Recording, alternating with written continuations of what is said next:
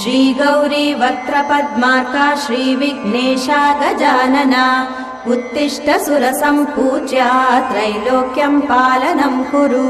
श्रीगौरी वक्त्रपद्मार्का श्रीविघ्नेशा गजानना उत्तिष्ठ सुरसम्पूज्या त्रैलोक्यं पालनं कुरु।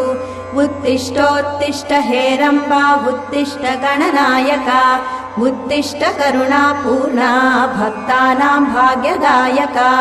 उत्तिष्ठोत्तिष्ठ हेरम्बा उत्तिष्ठ गणनायका उत्तिष्ठ करुणापूर्णा भक्तानां भाग्यदायका।